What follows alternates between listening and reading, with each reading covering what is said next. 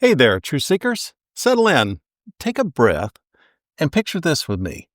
You're at the kitchen table with your morning coffee, Bible open, maybe a skeptic's blog opened in another tab, and suddenly, bam, your faith takes a fastball to the ribs.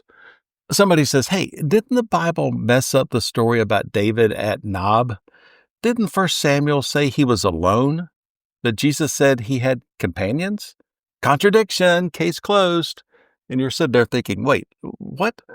So today we're going to walk that road with David. We're going to stand with Ahimelech in that tense doorway. And we're going to follow Jesus through grain fields as the Pharisees lose their minds over a handful of wheat kernels. And by the end, you're going to see something beautiful, not a contradiction, but a conversation across Scripture, an intentional framing that points us straight toward mercy, messianic authority, and the heart of God. Welcome to episode 196 of the Bible Difficulties and Answers podcast. I'm your host, Lance Smith, and today we're diving right into one of the Skeptics Annotated Bible's classics. Was David alone when he asked for the holy bread at Nob? Stick around, this one's deeper than it looks. Let's drop into the moment. Dusty roads, early Iron Age Israel. David's sandals are worn, his stomach is empty, his pulse probably loud enough to hear. He's fresh off the Goliath circuit, Saul's jealousy is in full meltdown, and David is suddenly public enemy number one. He sprints to Nob, the priestly town where the tabernacle is stationed. And standing in the doorway is Ahimelech, who looks like he just saw a ghost. Now, listen to the New Living Translation version of 1 Samuel 21, 1-6, because its storytelling flow helps us feel the scene. Ahimelech trembled when he met him and asked, "Why are you alone? Why is no one with you?" David answered, "The king has sent me on a private matter. I have told my men to meet me later." Right there. That's the key to the entire so-called contradiction. David arrives alone, but he explicitly says he has men, and they are intentionally not with him for safety reasons.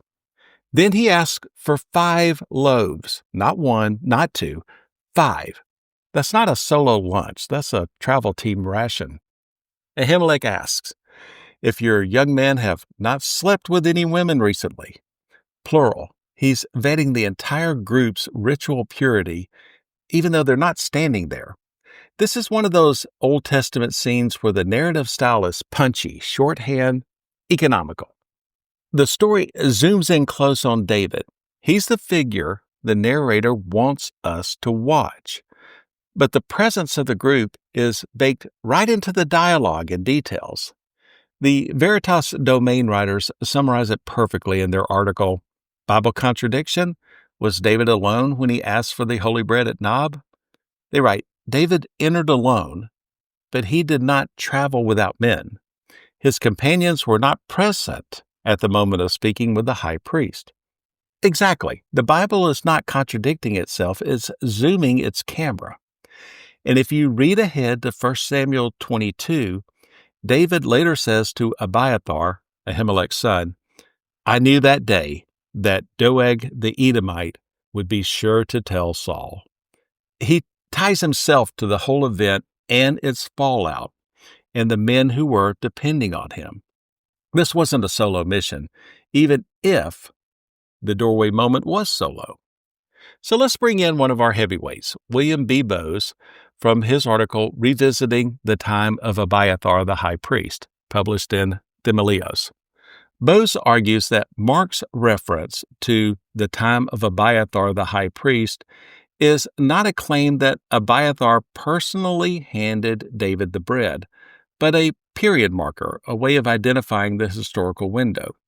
Then Bowes hits the exact issue of companions head on. Rewrites this, "The point in Mark 2:26 is clearly that David gave the bread to these men later, and not that they came into the sanctuary with him." That's the scholarly gold nugget right there. Bowes places the action precisely and logically. David enters alone. That's Samuel's focus. David eats with his men later. This is Jesus' focus. Different moments, one narrative. Now, here's a detail the skeptics often miss. The showbread, or holy bread, wasn't untouchable once removed from the table. Leviticus 24 tells us the old loaves were replaced every Sabbath and became priestly food. Bible Hub's Q&A, Why Did Ahimelech Give David the Consecrated Bread?, explains that once replaced, those loaves were legally expendable for priests, and Ahimelech interpreted David's situation through a holy war lens. Warriors on a sacred mission were considered consecrated under Deuteronomy 23. And David's assurance is striking. The young men kept themselves pure, 1 Samuel 21:5. Again, plural. David keeps talking like a commander, not a lone hiker. Ahimelech reads the moment as covenant mercy over ritual formality, a theme the prophets would later emphasize. We see this in Isaiah 58. Now, fast forward 1,000 years. Jesus and his disciples are walking through grain fields on the Sabbath. The disciples pluck grain. The Pharisees clutch their pearls. Jesus responds not with a clever parable, but with the David incident. So the Pharisees see Jesus' disciples grabbing a few heads of grain on the Sabbath, and they pounce like hall monitors on a mission. Aha, they're working. They're breaking the law. And Jesus, in classic Jesus fashion, doesn't even break a sweat. He points them straight back to the Scripture. They should know like the back of their phylacteries. What if Jesus isn't correcting the Old Testament, but completing it? Matthew 12:3-4, our focus verse. David and his companions were hungry. He entered the house of God, and he and his companions ate the sacred loaves. Mark 2:25-26. David and his companions, he also gave some to his companions. Luke 6:3-4. He broke the law, and he gave some to his companions. Boom. Jesus goes straight to David, Israel's poetic warrior king, the Pharisees' poster child, and reminds them that human need sometimes intersects with divine law in a way that calls for wisdom, not nitpicking. Jesus doesn't give the Pharisees a loophole, he gives them a lens. And if David could act within God's purposes without violating God's heart, then Jesus' hungry disciples weren't exactly launching a theological crisis by rubbing grain between their palms. Jesus emphasizes the eating, not the entering. The Gospels are highlighting the shared hunger, the shared breaking of ritual law, and the principle God is teaching, mercy over sacrifice, which Jesus quotes explicitly in Matthew 12:7. And that's why this whole comparison matters. So the contradiction isn't really a contradiction at all. Matthew isn't dismantling Sabbath law, he's clarifying how the Lord of the Sabbath interprets it. Ahimelech's willingness to feed hungry men in need foreshadows Jesus' reinterpretation of the Sabbath.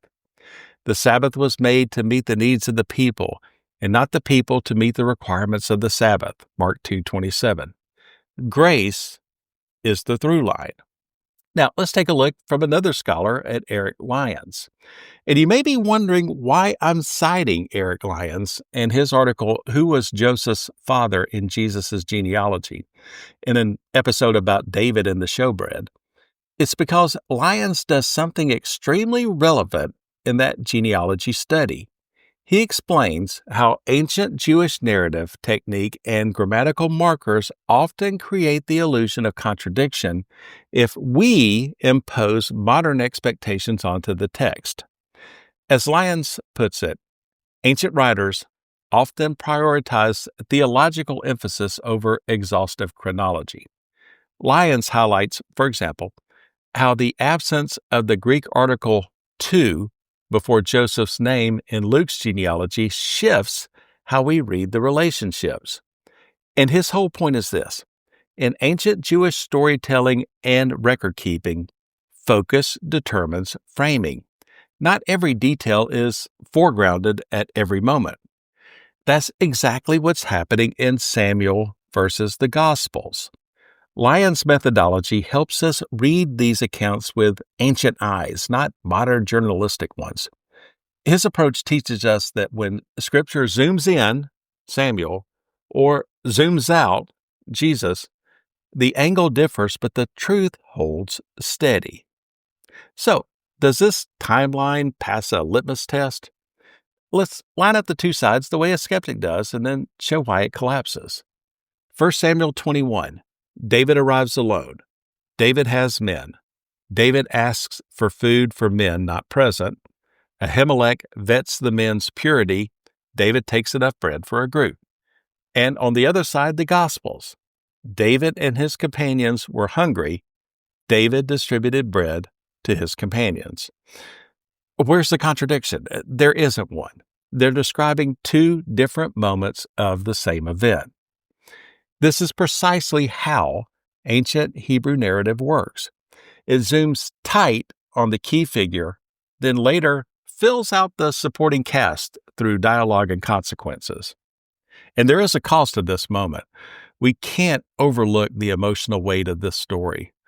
David's innocent pit stop at Nob triggers a catastrophe.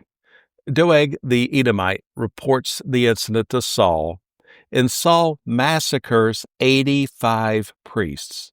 He wipes out their families. Abiathar barely escapes with his life and joins David permanently. This is why 1 Samuel 22 is so important. David sees this as shared responsibility, shared bread, shared guilt, shared consequence, and later, shared kingdom. The companionship Jesus highlights wasn't invented, it's embedded in the narrative. And that's where we see David foreshadowing Jesus. This is where theology and scholarship meet. David, Israel's anointed but hunted king, feeds his men from sacred bread, bending the letter of the law for the sake of life. Jesus, Israel's anointed but contested Messiah, feeds his disciples and redefines the Sabbath in the same spirit. Both moments whisper the same truth. Human need outweighs ritual precision because mercy is the beating heart of God. This is why Jesus cites the story. This is why Bose unpacks its timing. This is why Lyons helps us see the ancient narrative technique behind it. It's all one story. So the conclusion and your takeaway today. Was David alone? Yes and no, just like the text intends. Yes, he arrived at the doorway alone. No, he wasn't operating alone. His men were nearby, hungry, and part of the mission. Samuel highlights the moment. Jesus highlights the meaning. And scholars like Bose and Lyons helps us see how the Bible's ancient literary style creates depth, not contradiction. This isn't sloppy history. This is layered storytelling with theological payload. And one more thing, grace shows up right in the cracks, right where hunger meets holiness and where God bends ritual for the sake of compassion. All right, if today sparked something, maybe a fresh insight, maybe a question, send me a note at BibleDifficultiesAndAnswers@gmail.com or reach out on Facebook. You can find this episode and all our others at BibleDifficultiesAndAnswers.podbean.com or on Apple, Spotify, Podbean, YouTube, everywhere you listen. I'm Lance Smith. Thanks for spending this time with me. Until next time, I wish you good luck, good health, and God bless. So long, everybody.